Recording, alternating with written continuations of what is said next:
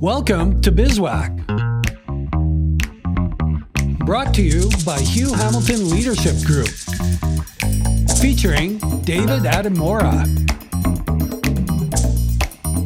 All right, BizWack. I'm Hugh Hamilton. This is Garrah. Our guest today, David Adimora. Thanks very much for coming in. It's a pleasure. How you doing? I am happy. You're happy. Yeah. What makes you happy? I'm here. All right. Get to learn a little bit more about what this place entails and to give myself self-guided tour about Cowork Chilliwack here. So sorry, Tim. But yeah, I'm happy to be here and be a guest on the show here. I think there's 3 kitchens here, right? What? Tim, is there 3 kitchens? At Cowork Chilliwack. At Cowork Chilliwack. Oh, I didn't see there that. are 3 Are they kitchens, filled with yes. food and drinks or just empty? Coffee, Keurig. Some beer in the fridge. Yeah, I didn't see any beer. Okay. Tim, we're wondering how many kitchens are in this place. There are 3 kitchens. There's 3 kitchens. 3 kitchens. I told you. Okay. So I You're might right, have to yeah. visit this place more often then. Yes. And we're happy you came because I know how busy you are. Why don't you let us know what you've been up to? Sure. Let's we'll keep it simple for Chilliwack. So we own a store downtown Chilliwack, so Mill and Wellington. It's called Batika. Batika. So the fun part is I go around town and people don't know me by name. They say something to this effect. Hey, you're that guy that owns that store on the corner of Mill and Wellington. I'm like, yes, I do have a name. It's David. But yeah, it's been a great place. We've enjoyed the journey, and we basically focus on home style goods. I am behind the scenes. My wife basically spearheads, designs, curates, and I'm a handy guy. I'm not really Designs? Yeah, so she designs the products. We make them. We have about 18 artisan families that we employ and support. It's made in Zimbabwe, but we also extend it. Yeah. Whoa. So we also extend it to different parts of the world, even as far as Kelowna. Okay. Butika? Batika. Batikwa. See, I'm Batikwa. Mr. Batikwa. Mr. Batika. What, if I'm walking, I've never been in there. If I walk in the store, what am I going to see? Well, first of all, I'm going to make this short and sweet. Come visit. Okay. Yeah, So absolutely. you're going to walk in and see curated handmade goods from around the world. As soon as you walk in, you're going to see this world map on the back wall, just by the desk there for processing payment. On the left-hand side, you're going to see a table that's curated, a dining table that's curated, so placemats. You're going to see wall decor, so hanging baskets. You're going to see bags that you can carry, so basket bags, basically woven, hand-woven. What does curated mean? See, curated is for the conscious shopper. So we basically select how we buy and who we buy from and what we make. So think of, I don't know if you're familiar with batik. It's a process usually done with wax. Indonesia? You got it. So Indonesia's one. A lot of countries have theirs. So in Zimbabwe, they use a batik process with porridge. So think of oatmeal. So basically, you make this into a paste. I never think of oatmeal. I know, and one thing I tell the customers is you cannot eat it because it's all machine washable. But the important thing is that it's environmentally friendly, for lack of a better term. But you can use porridge paste to create decor that is machine washable and vibrant in color. Wow. So we make, and I forgot the gift. How'd you come up with this? I definitely didn't. I was going to say, that question loaded. So it's actually a family story. So Right. Similar to yourself, Tyler, I'm married into the family. I come with more of a business and tech background. And Linda's father was actually one that went to India and learned about textiles and came back, took the art and created this new niche of a business. And Linda's been, well, I shouldn't say she's been my wife, but we've been married for about 8 years here. I probably got that wrong, so we can cut that part. It's all good. No, there's no editing. 2016. I don't know You what got to that get it number right. but basically, her father has taught her the craft, and she's taken it to Europe. She's taken it now. She was in Victoria, and then when we got married, we opened the business on our side. So we focused more on manufacturing, distribution, wholesale, and now retail. So it's we've stretched ourselves thin, but we've enjoyed the process. So is she the brains of the operation then? And the beauty. How many people do you employ at your store? So we actually have gone thin down right now. We used to have 3. So right now we're resetting. So as we speak, I'm currently revamping that store to be more experiential. So it's not just about products. And one thing we've believed in and what has made us successful in the past is when people walk into the store, they get to experience something that's different from every retailer on that same strip or across 5 corners. Because everyone does something that's great, and every store you go into is great. But one thing that we like to do is actually bring people into our world. So we do a lot of traveling, but nobody does products like we do in terms of creating the experiences with porridge and art and baskets and woven and processes like that. So And your travel is for work, for business. all the time. Yeah, man. We always. Yeah. I'll give you a story. So here's a funny story. We just got back on the 18th, and we went to Tanzania, however you say it. And Linda, the entrepreneur, packs a full suitcase full of our textiles. And I said, "Look, I'm not going to work. I'm just going to have a vacation." Lo and behold, we show up to this Zanzibar. We show up to this spot, and she's like, "Let's go downtown and see a store owner." Come on. So we go downtown with a suitcase and we show up to this store, beautiful, 2-3 stories. And we're talking to the owner and they're asking us lots of questions. And my background is also sales. So we turn it on, we negotiate. We sold that entire suitcase before we left. Yeah. Wow. And so when you ask, is it for pleasure? Is it for business? Business always seems to come in. But then we set that aside and then we enjoyed our vacation. So it was good. Isn't Tanzania Jane Goodall? Isn't that? But you Tim McAlpine knows. Probably. Who? Jane What? Goodall I don't know who that did is. some work with chimpanzees, gorillas. Oh, gee. Tim, I don't know specifically what country in Africa, but yes, you're right on the Jane Goodall and monkeys and baboons. I'm just going to nod.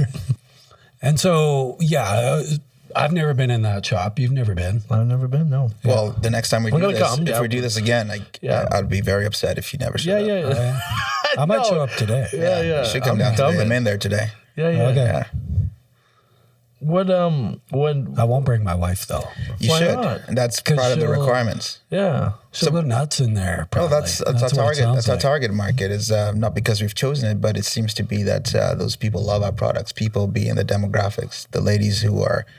How do I make this sound good? The ladies who are, I'll just say it, are satisfied in the sense of they've achieved lots in life and they're looking to reinvent, decorate, Wow. that kind of stuff. So, yeah.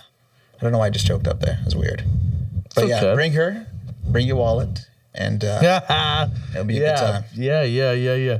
What about so you said your location, did you say it's right around 5 corners? I was down from 5 corners, so it's Mill and Wellington. So do you know where Teddy Bear Dreams is? I don't know. Okay, well, you definitely have to come down. What is it called? It's called, we're beside Teddy Bear Dreams. Oh. So anyone in Chilliwack knows Teddy Bear Dreams. If you're born and raised, so to speak, and you do a lot of travel downtown, it was the store to be at. Next, there was Eaton's, there was Teddy Bear Dreams, there was lots of different. Okay, a silly they do? question. Is it What is- underwear or teddy bears? Yeah, that's a great question. You know, they've expanded. There's new ownership, and I can't answer that question. But when you come down, you take a look, and there's teddy bears and there's dancewear for kids. For kids. My. Okay. Oh, okay. Yeah. Teddy. Am I getting that right? You know what? Let's focus on Batika. I'm not sure how to answer that question. I was like, that question was like, that was teddy bears or underwear. I was like, okay, which one is it? Yeah. So when you say you're down, you had 3 employees. It's just you and your wife. What kind of hours? What's your hours of operation? How many hours are you spending in Batika a week? And are you guys open throughout the weekend as well too? It's a great question. It's been tough for us, and maybe Hugh, you can give us some advice on this in terms of staffing and building out the business again. So when we started, we were not personally in the store a lot. We were behind the scenes. So our staff was front and center, and they were awesome. Over the time, we've basically just morphed in trying to expand out. So like I mentioned, wholesale and distribution. So we're currently in the talks with expanding operations from Zimbabwe, so going international for the manufacturing side of things. We're also looking at expanding the distribution. So case in point, we do a lot of travel. So like New York for trade shows, Vegas, different places. So that's behind the scenes, a lot of what we do. On the retail front, it's kind of taken the hit because we haven't been physically present. Right. And the store has been closed intermittently, meaning I would show up there maybe 8:30, 9 o'clock. And then I would have to be out by 2 because I'm going to do the school run. We do a lot of different things. As Hugh said, we're quite busy. So whether it be traveling or whether it be other meetings or Zoom calls, it makes it rather difficult to be front in a store. But the positive thing here, like I mentioned, is we're revamping. And that revamp includes that experiential nature of the store, which means that I'm going to be present more and we're going to be hiring again. But we're going to be hiring specifically from a sales capacity. So looking for winners who can, in my talk, close deals, create opportunities where we don't necessarily just have a retail experience, but we have more of a business development experience. And that's what we're looking for now. So maybe somebody more senior and who's going to help us kind of build out the brand. What hours would you like to have? Not you personally, but the store to have. Yeah, so the store is basically what we've started out with was 10:30 to 5 p.m. What we found, though, is that a lot of our customers come in before 9 o'clock and typically around between 11 and 1 and then after 3:30. And so typically that's when right now I get back into the store at 4:30 because I'm doing the school runs. But basically we catch people early and late. And then in between, we have a few people that kind of come in. But again, our customers come in. We're a destination store. They come in and say, we've heard about you. We've seen Instagram or, one of your clients has told us and we have to come down here. Yeah. And the joke now, maybe not such a good joke, is when they walk in, they say, I've looked through that window and I've always admired the store. And then I complete it for them. I say, but we're not open. Yes. I'm like, okay. So we're going through a transition right now, and it's I think a healthy one for any business. Right. But it allows us to really create the magic that we originally started out with, the vision for that. And you have 2 kids, right? 2 girls? I do. Yeah. So it's the 2 of you plus the 2 kids, and you have family here to help support that, or are you guys on No, your... we're on our own basically, but we have family close by. So my folks are in Langley. That's what keeps me vested in that community as well, outside of the business front. And then Linda's parents are in Zimbabwe, so it becomes fun and expensive. Right. Do you go back? Like once? Do they come here? Yeah, at least once a year. We go back, maybe sometimes twice a year. But it also is a business thing, so we basically try to mix everything together. So finding that fine balance between business and personal is super important, especially in a relationship as well. And we've somehow found a good click, if that makes sense. Right. Yeah. How old are your girls? 3 and 5. They're old enough to talk back to me and tell me no. Nice ages. Yeah. I like that age. How long is the flight to Zimbabwe? My goodness, 23 hours depending on the route you take. Really? Yeah, so we stopped in Europe this time and just met friends and connected again. But typically if you're going through like Ethiopia, different places, it could be a good round trip of 23 hours. But the kids love to travel, so my daughter had a passport at 2 months old. Don't ask me how, but we got it. Yeah. So the product you're talking about, the hand-woven baskets and stuff like that, now is that being made out of country and then coming in, right? Got it, because we also sell them at our store as well, too, and there's the classic line, not one basket is made like another. You got it. And like the craftsmanship on these is just incredible. Have you yourself been a part of the process of making those baskets? Have you seen my hands, stubby and not able to make baskets? But my skill sets, one thing I've learned, we talk about entrepreneurism, one thing I've learned is find what you're good at and stick with it. Right. I'm not good at making baskets, but I might be good at, motivating folks and teams and getting them excited about the cause and why. And so I don't get involved with the process. I don't get involved with the process of making batiks. I have tried. I've got videos and pictures, and I stick with what you got. I asked you that because you said you had a lot of travel, right, to going and to starting other countries. Sorry, starting your own business, like it's a big leap of faith and takes a lot of courage. Like, how'd that come about? And then, like, what gave you the idea? But then how did you make that jump? What were your reservations? Yeah, bittersweet. I have been in business for a long time now. I've had a few businesses. Out of university, I had a graphic design, like a media sort of a business, did decals and different things for like similar to what Kinetic Signs does down here. From there, I've gone into business looking at the marketing side. I've worked with a broker, mortgage broker. I've done sales consulting. I've done all sorts of things. And what gave me the jump? I'm super competitive. It's a trait that I think, if managed well, can be quite healthy. I've learned to manage it well, so I don't mind losing. So, for example, I know you've had Brandon on the call here, Smoking Gun, and we were finalists for the best business of the year in Chilliwack, and he won. And I basically walked up to him and I said, "Congratulations!" I walked into his location because they're good. They've done really well. They've built a great culture, great business.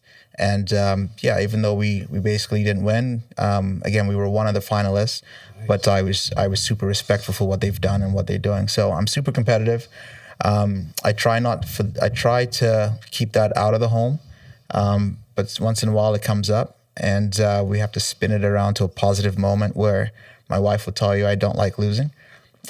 Even if we play a little game, we play until I win. Are you that guy? I'm that guy. I can't play board games with my wife. You got it. Exactly. She's like that. Yeah. Well, I've learned to play, and I think I've got a good handle on it. So I still get invited to play back, but I don't like losing. I'll do it. Oh, okay. Well, no. Win. If you cheat, then I'm Don't make roasting me the banker in Monopoly.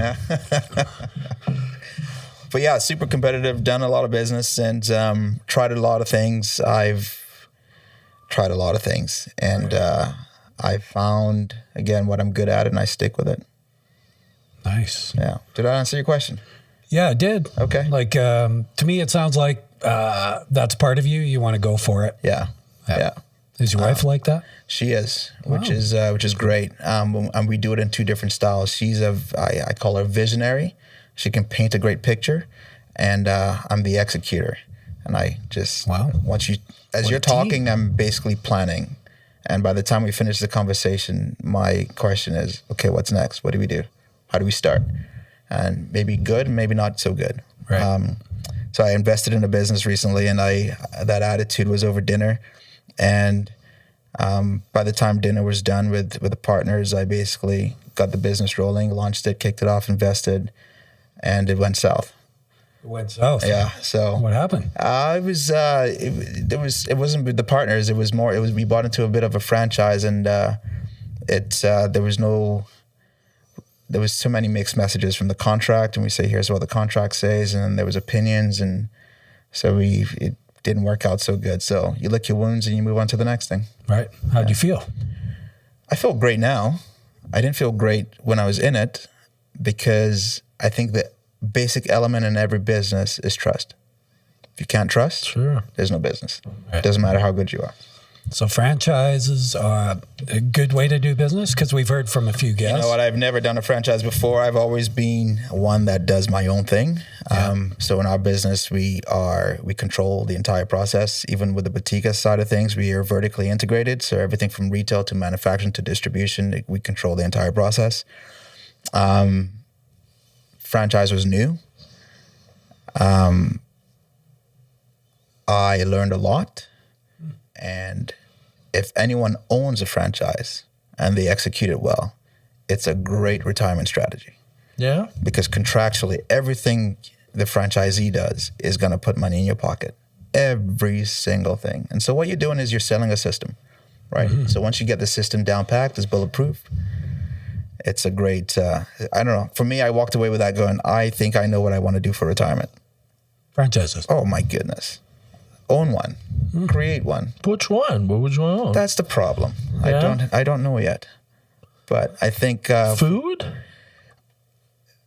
No, I don't know if no. But food is a great business. Yeah. Everyone's got to eat. Yeah, everyone's got to eat. I always think of the concept of bread and water.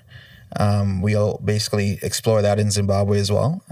Everyone has to drink water, and being able to distribute that to folks that need it is important. Didn't go very far because we're here. But bread, water, like the basic necessities are super important. The way I look at it is, don't try to create something fancy, which is what I think what we've done with Batika. It's an enjoyable experience, but create a necessity. and make it exciting for that necessity to be engaged with. What about yourself? Where were you born? Were you born in Canada? No, I was. I'll give you a quick rundown. Born in Nigeria, lived there for 10 years.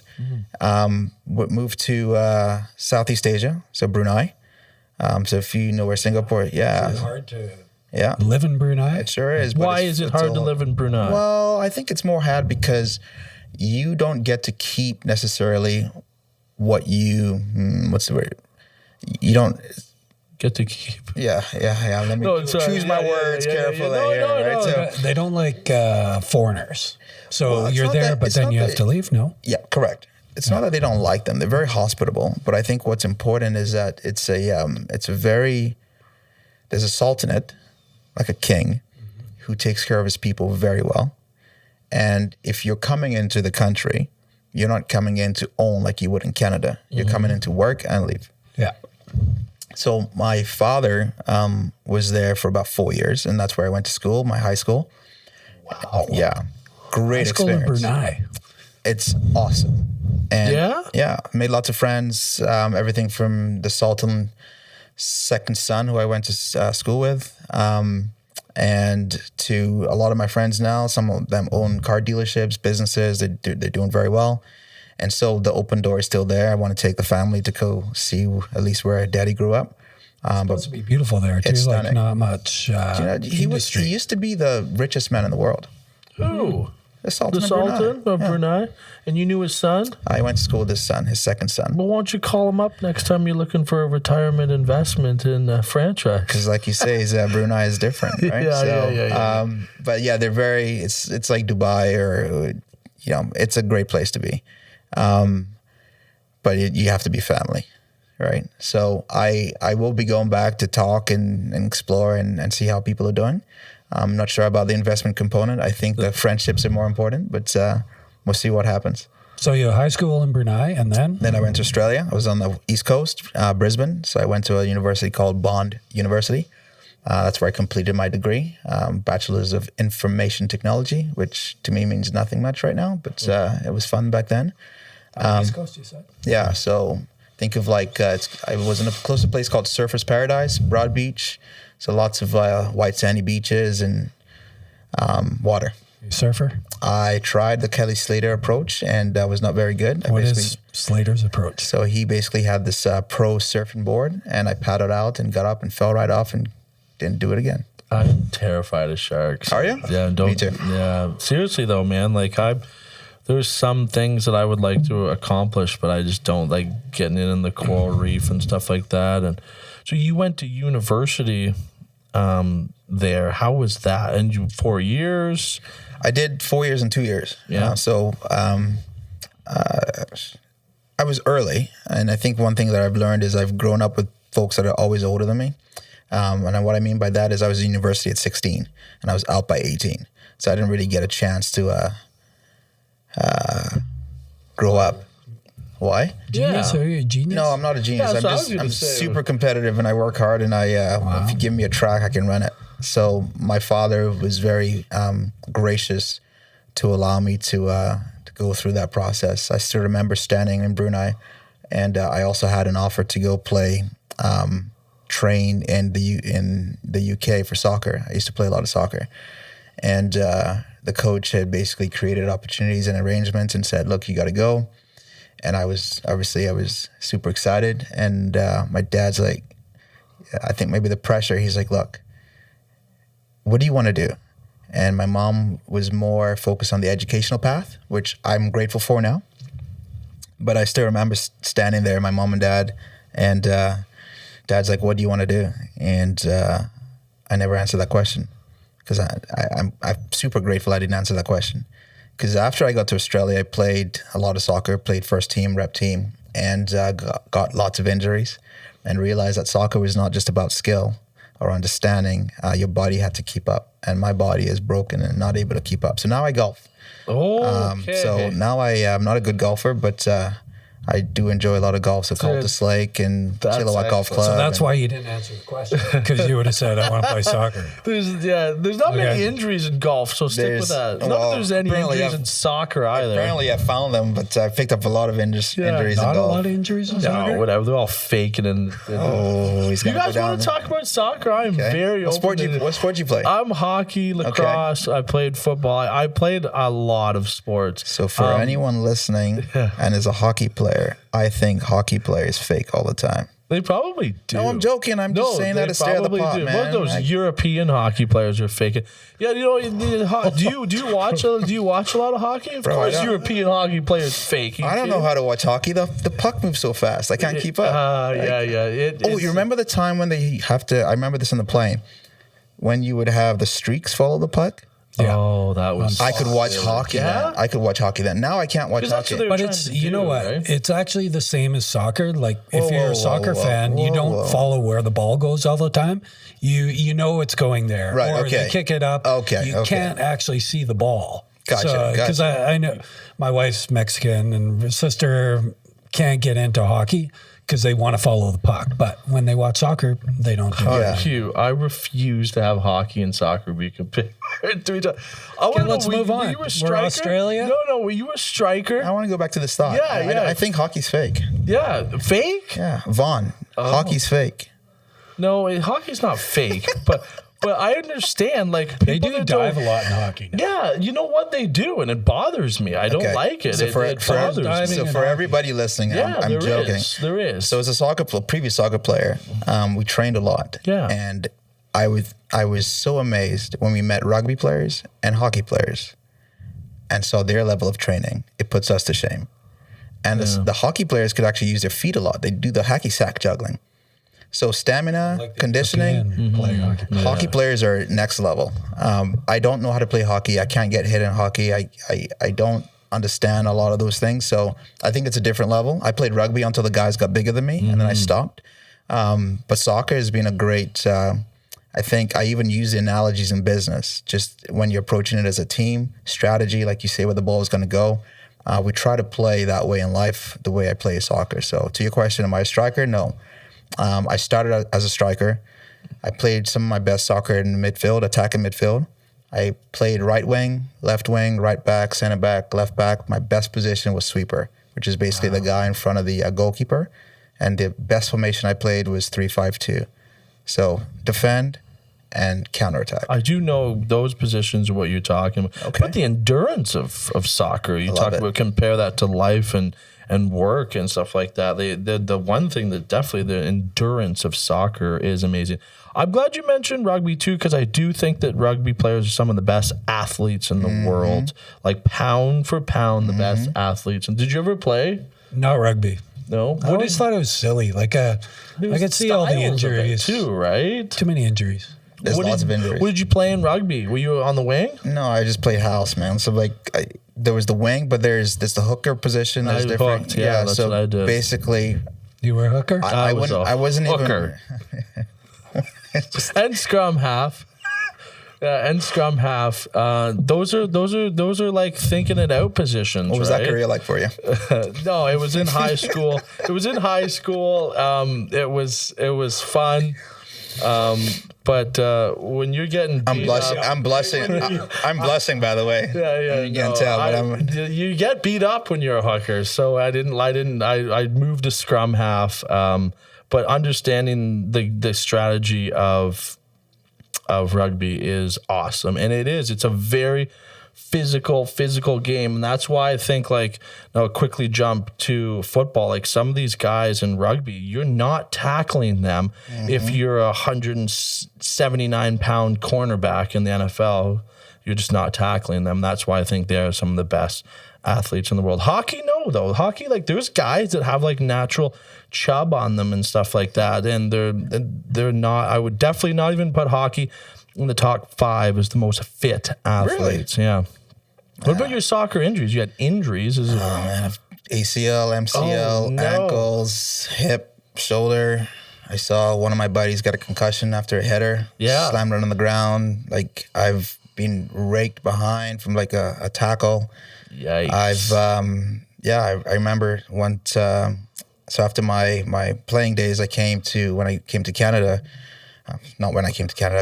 I'd been here for a while, and I was visiting some friends at SFU, and there was I think one of the rep teams or one of the soccer teams there. The individual, we were sitting in a dorm room, and he made a comment. He's like, "You guys can't play soccer." And I looked at my buddy, again, competitive. A Canadian told you? Wow, I don't know. I think it was more international. Like it was funny, but he basically said, "You guys can't play soccer." And I looked at my buddy, and I was like, "Yeah, we can play." He goes, "You can't play." So we're like, "Look, we'll challenge you guys." And we showed up there and we played. Now, this was not like the SFU team, but there were like folks that were playing competitively. And we beat them. And they said to us, "We'll play you again." So they went and got like Prem players and first. And we got beat the second time. So then we went back to our buddies. So some of them play in the Vancouver League. Some of them they played with us in the Prem in the first division. And we got back and we beat them. But the last time we played, there was almost fights. One of our buddies, the patella, moved to the side. We had somebody spitting one of my friends. The foot? No, the knee. So that little ball thing on the front basically dislocated to the side. Oh. So the ambulance came down. I had one of the guys, because I was in defense, basically like I think elbow one of our guys and bleeding, and then spat in his face. And Nice. so we had to keep our calm and our cool, but we won. That's the key. As long as we won, I'm okay. A couple red cards and you got the W. No problem. No, You're a soccer harm, no guy, foul. don't you play? I played soccer, hockey, baseball. I still play soccer. But In the Chilliwack Men's League? yep. Do you play in the? I don't. I've actually. Do you want to? It's a funny story. Is I've actually just started training and exercising again, so I can get back and play. But He's too young for my team. yeah, well, I don't have a right leg because my ACL's still gone. I didn't get the surgery. Yeah, because the doctor said, look, if you get the surgery, you can continue playing competitively, or if you don't get the surgery, at least you can run with your kids. I'm like, I'm good. I'm grabbing my knees right now. That's a huge fear for me. It's terrible. ACL, MCL, Achilles. Yeah, Achilles. Oh no! I think we talked about this before on a future past podcast. Yeah. Okay, so Australia. All right. And then university. So you finished university. Yeah. And then After where did you that, go? so I get the call from mom and dad telling me that we have been accepted to Canada. So we fly to the UK. And where were they? They had just gone back to Nigeria. Okay. And then stayed, I don't know how long, maybe a few months, and then flew down. We met up in the UK, saw family, and then landed in Canada, in British Columbia, Surrey, British Columbia. Yeah. Vancouver, then Surrey. And then Dad and I stayed for a while. Then he went back to Nigeria because he was working then.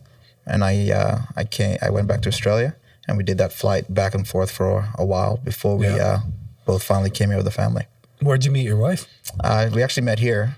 So Linda was she went to Victoria, and then she came up to the mainland. So we're Christians, and basically she came up to the church, and I saw her for the first time. But she was in France. brother. Church. Yeah. She was in France prior to that, and we had mutual friends. I still remember somebody, a few of my friends back and forth saying, "Look, we found your wife." I'm like, guys, I don't have time to be traveling around the world looking for a lady, and I say that respectfully. But they had met Linda, and eventually when she came to Canada, I didn't let her go. Nice. Yeah. You've been married how long now? Let's go 2016 August. Oh yeah, 8 years. Yeah. We went through that already. Well, I didn't know how to do math. sure He's not about going it, to forget. I didn't know how to do math on that, but You almost, you took him down that road. Right on. Should we? What do you want to do, Tyler? You want to get into the next segment? You want to talk about sports injuries? How you feel? I think you should tell us about your career. I'm not happy with how the hockey conversation went, but that's fine. We'll leave that alone. The last one that we have written down here is, what are your goals for the future? That's a loaded question. So I'll give you far future of where I'm going. So the store and the business, we've basically started it for one primary purpose. So behind the store and the elements of what we're trying to do is the fact that we're trying to build an ecosystem for our daughters, number one, but for those who can come in and try skills. So one of the hiring processes we went through, I asked one of the employees, I said, "What do you want to do?" She goes, "Oh, I want to work here. I said, no. what do you want to do? She goes, no, I really want to be in sales and retail. I say, what do you want to do? She goes, well, I want to own a company, a tea company. I'm like, that's it. Let's start there. So I'll teach you the things I know, and you source some products and you can feature them in the store here. So the element of that is that we want to create a space where people can hopefully leapfrog from the fear of not starting to actually trying things. So the entrepreneurial side, we've, I wouldn't say coached, but we've helped a lot of other entrepreneurs in Langley and Surrey, New Westminster, around the world, basically. So Zimbabwe, UK, France. We've helped people where they can actually create their own dreams. So that's the essence of why we exist.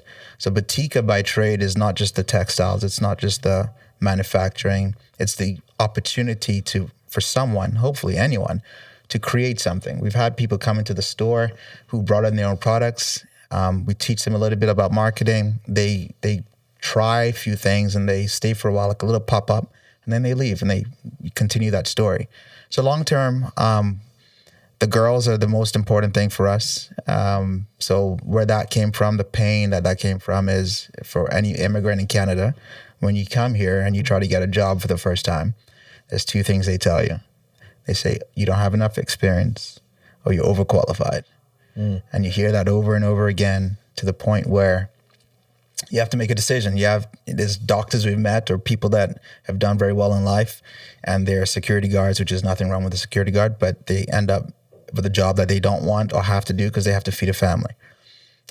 You look at cultures that have built an ecosystem for their generations and for their families. You don't have to go out and look for a job. You come and work in the family business or in the environment of your culture, right? So there's a lot of like the Asians, the East Indians. There's a lot of cultures that have the Caucasians have built platforms for anyone and everyone to be able to create something unique with their lives. And I want to be part of that story, starting with our girls. And for anyone, especially in Chilliwack, I remember speaking with not just Liana, but Trevor, the BIA. And I said, look, we don't come for handouts. We want to come and actually contribute to this community. And one way to do that is to not only have physical presence, but let's create something. Let's invest in the community. I know what they're doing in the cultural center. Beautiful things there. I call him JP. That's not his name, but he'll laugh when he hears this. But basically, how do we create an environment where someone can be better than what they were yesterday? And this ties into what you do, Hugh, with the executive coaching. How do you take a leader and how do you transform them when they're not a leader yet? They don't have a title, but you can see something that's important in that individual and you put them in the right environment, like planting a seed, and you water it and care for it, they'll blossom. You agree? Yeah. So that's what we're trying to do with Batika, at least from the retail perspective. Batika's that iceberg behind the scenes. There's education, there's government, there's tech, which is kind of my background. There's a lot going on. Right on. That was good. That was a good way to wrap up the whole meat and potatoes. I appreciate that. I really do. We ready for the 10 and 10-ish? I think so. You ready? I don't know. I mean, we started with like a tangent of like hockey and hooker and like, I'm not sure. Oh, let me drink a glass of water here. No, I don't want to talk about hockey anymore. I'll just end up cross-checking you guys. It's okay, man. It's okay. The Chiefs are doing okay. We're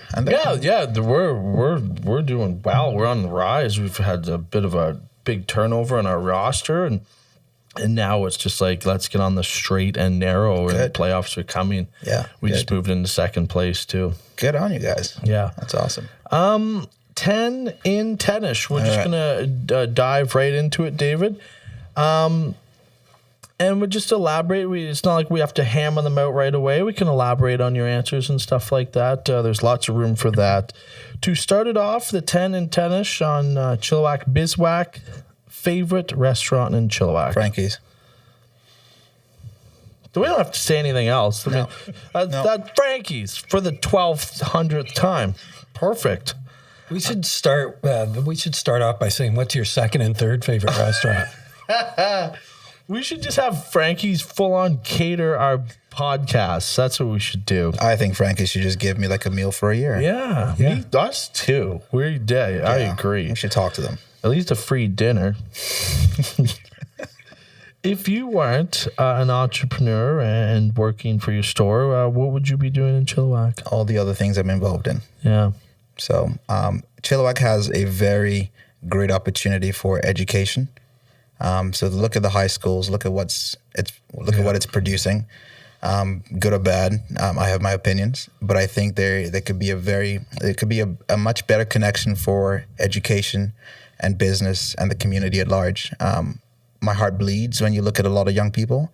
They're exploring, but don't really know how to connect or where to go.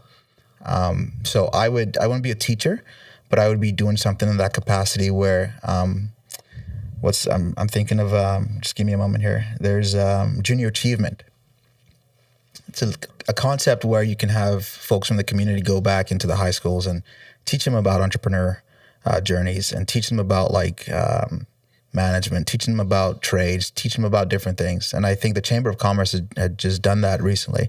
So I think for me, that's where my heart lies, is how do you take someone from this level and bring them up to the next level? So development is similar to what you're doing with the executives out here.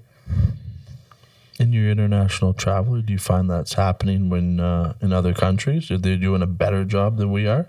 I don't know if it's a better job. I know there's lots happening. I'm going to try and attend an event in Vancouver that's tied into what is actually happening in the IT space or the tech communities at large. So governments are realizing that it's important to create these opportunities on the international space. Africa is definitely on the horizon, just with the population and the projections for I wouldn't say globalization, but basically the projections for the population increase over the next years, and realizing that the demand is not going to come from the boomers and those that are maybe moving on, but it's from the youth. The youth need to be focused, they need to be calculated, and they need to be upskilled to be able to fit the gap of what is actually being left by those that are retiring and going on to bigger and better things. So if you look up like Kenya, if you look up Nigeria, if you look up Egypt, you look up these different countries, look at Southeast Asia, that's like my eyes are in Vietnam. There's a lot going on. That's, I think, important for global economies to pay attention to. I appreciate that. I appreciate your comments about the awareness. I'm not looking in those directions at those countries and what they're doing. So I appreciate that. One word to describe your leadership style. Ooh. The word that came to my mind was focused. And I don't even know fully what that means, but I'll kind of intentional, but I'll put it in this context. Everything I do, I always try to have a game, like a next step. And I think that when I say focused, I try to hold one thing in my mind, but that one thing encapsulates, summarizes everything that, we've discussed, everything that we are trying to achieve. If you can find that one thing, then life becomes super simple. So focus, I think, is the best way to describe me. What is life about? Living. Question mark. It's about living. It's about experiences. I think life for me is more about the how, not just the what. And I think in the past I've been focused on the what, and we've achieved a lot, but it's the how. I'll put in context what that means in English. In our family, as an individual, and you probably could tell, I traveled a lot when I was single. When we got married, we traveled a lot. And when now we have 2 kids, we travel a lot. And one of the mandates that I told my wife is, let not the children or the demands of life take away what we enjoy, which is to travel a lot. Because there's no better way to educate a child than to travel. Right. And it's not easy, don't get me wrong. It's not cheap, but it's just one thing I think is really important, is to give your children the best next thing.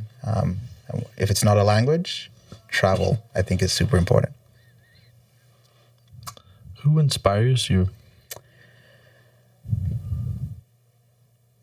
Two names that come. So I'm a Christian, so I'm definitely inspired by the Bible a lot. But Seth Godin is one that I really like. He's basically a marketer, a professional marketer, but his style is more so,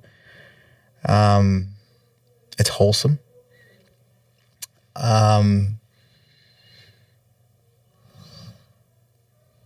From a book perspective, Malcolm Gladwell. Okay.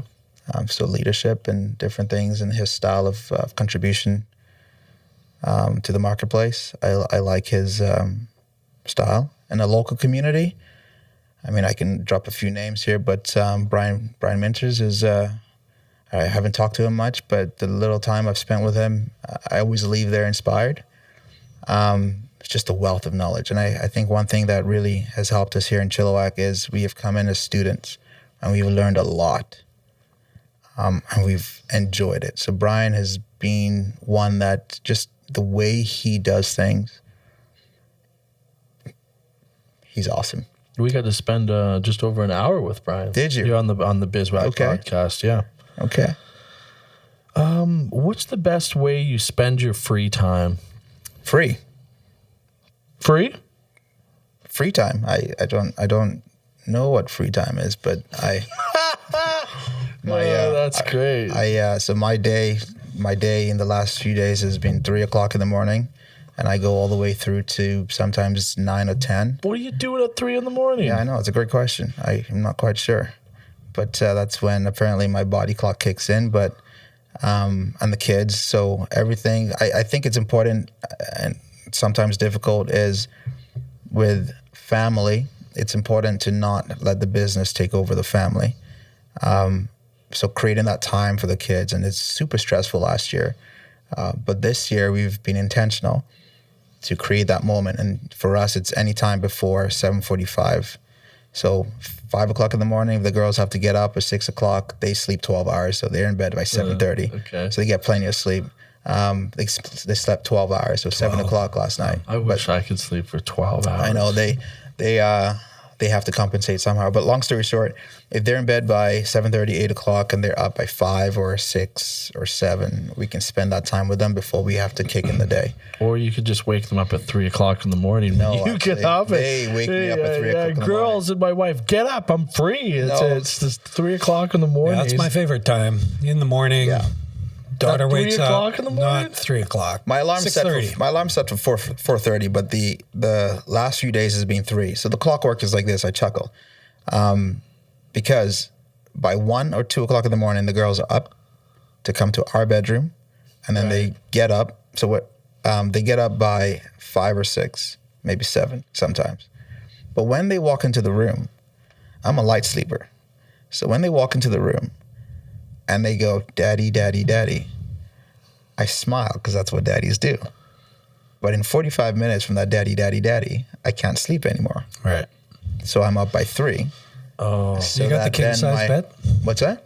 King size bed? Yes. And we have the big cushions and pillows, whatever they call it. Body pillows? Well, we sell them in the store. So when you come out, you'll see. Yeah. Okay. I love body pillows.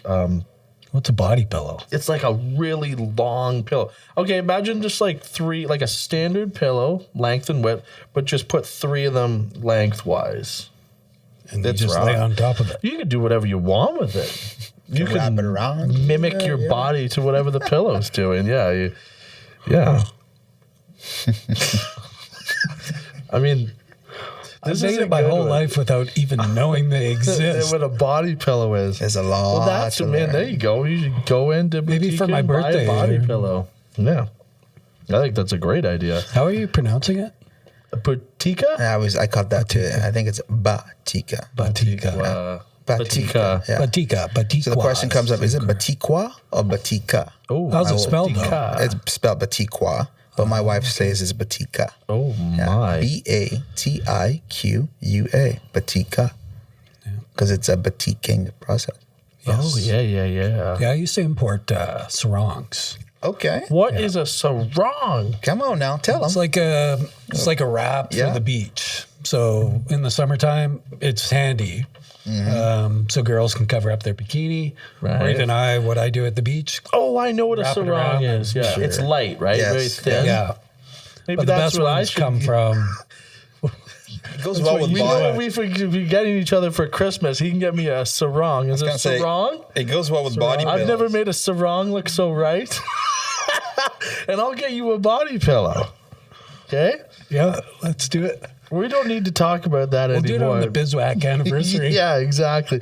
What's your favorite music band? I don't have one. I listen to a lot of Christian music, but I don't really have a favorite music. Okay. Not a favorite artist? One guy? No. No. Music lifts your mood or kills your mood.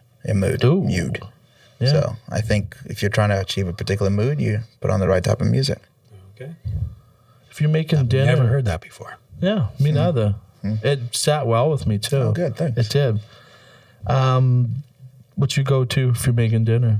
If I'm making dinner, I don't have a go-to. I create based on what's in the cupboard. Okay. But what do I like to eat? A lot of things. Like if you're making dinner for Hugh and I. No, the For girls. you? Okay. So it's steak, man. It's gonna be ribs. It's gonna be steak. It's gonna be yeah. I'm a meat guy, so Yes. yeah. So if you're Hofstad has great meat, right? Yeah, we do. Yeah. Okay. No. Not really? steaks. We're not steaks or ribs. Small blood. That you'd have to find at the Mad Butcher or Right. Fraser Valley Meats. Yeah. Gotcha. But no, we got the veggies. What are you going for veggies if you're cooking a steak? I don't know my veggies very well, man. But let's just throw one out there and say asparagus. Yeah. I knew you were going to say How'd asparagus. you know that? I just knew. Yeah. Okay, well, it's I good, just knew. it's a good thing I didn't say lettuce then. Eh? Lettuce. It's okay. It's okay. I'm a Caesar salad guy. Oh, good. Yeah, Yeah. that's a good Yeah. one. I like this one. I like them all, but I like this one a lot. What's your favorite setting of nature in Chilliwack? Oh man, what is it? The Vetter. So, do you know where? What's that place with all the multicolored doors that's going for $1 million a pop by the river? I don't know. Oh, You know what I'm talking? Yeah, Tim, where is it? River's Edge. yeah. River's Okay, so Edge. you get to River's Edge, and you can walk along the river's edge. But there's a park by where the RCMP have a spot just by Garrison there, and you can park your vehicle and walk all the way to the bridge. And they have these new developments. So there's an ice cream spot there. Yeah. There's Is that a setting in nature though? Ice cream spot? well, yeah, it's by the river, right? Rivers, nature, Oh, okay. rocks. Yeah, You yeah. mean the other Edge side of the river, Yeah, Hugh. yeah. So here's the funny thing. So last summer, Actually, yeah, my we wife went- likes that. it's a great spot. Yeah. Last summer we went to this camping area in Chilliwack, so probably 45 minutes. I think it's 45 minutes away. You hit into nature. It's like someone's Airbnb, but it's right by the river, and you can go swimming, and it was super awesome. So Chilliwack is quite special. Not only do you get that, but you can also get to Chilliwack Lake. You can go to different places, and Right. and I think nature also includes golf courses, right? So that's where I spend a lot of time. Can you get back Yes. to me on that Airbnb where you swim in the river? Yeah, I can definitely drop you a. But then now it's gonna be ours. Can I come? But No. Oh, yeah, okay. but it's supposed to be a secret, man. Oh, then yeah. Then never don't mind. tell me. Yeah, Yeah, I might. Alt, Control, I'll ask Delete. my wife first. Okay, ask 'Cause her. it's a beautiful man. It's magical because they had like this tent, not tent, but A-frame. Yeah. But it had glass or plastic, or whatever, so you can look out to nature, but be outside of protected from the elements. It was magical. Sounds modern. Yeah, very. One thing you keep putting off. Sleeping in? Yeah, that's not an option. I don't think much about that. What do I put off? Nothing. No, I would say vacations. That's intentionally what I'm going to be doing more of now, because last year I realized that I didn't do a lot of those. Because Where do you want to go? Oh, Egypt, Southeast Asia. Wow. I got a roster now. I've got, we did Calgary last year. We want to do Montreal. So Go to Quebec City if you're Yeah. doing Montreal. Okay. Old Quebec I City. still have Okay. never been to Quebec. Yeah, it's awesome. I was there Okay. for the Winter Ice Festival 3 years in a row. really, Yeah, it was Okay. wild. yeah. So the intentional part about that is because as you work and you get involved and engrossed in things, you forget why you're working. And I think the vacations allow you to reset and rethink the purpose of why you're doing things. Right. And sometimes it suffers right now when you don't have staff to kind of take over the store, but we do it intentionally. And sorry to all people who have come to the store and it's been closed. No, hey, maybe someone will watch this and and head on down to your store seeking employment. Yes, and if you're on Instagram, maybe just drop us a message, and Yeah. if we're not there, we'll be there and open the store, and you can explore. What's your handle on Instagram? What are we typing in? BATIQUA at Batika. That's it. Super simple. We gotta follow him. Are we following him? Who's No. our- Okay, well, we will be. Then if you're not following, I'll send you an Yeah, invoice. we got 'cause I'm follow back. disappointed. We're new, or I'm new to social media. This is good. I like this. Since Bizwack, we've got 100 followers. The classic cop out. I'm new. I don't know a I'm lot of people. forcing people to follow us. Like, get your phone out. BIZWACK. There you go. People should follow you. This is actually great. And in the heart of Chilliwack. This is it. This is the last one. Okay. One piece of advice, a saying or expression that you want everybody to remember. Just start. I take it from a page of Nike. Just do it. When you talk about putting things off, I think the reason why it was more difficult is just start.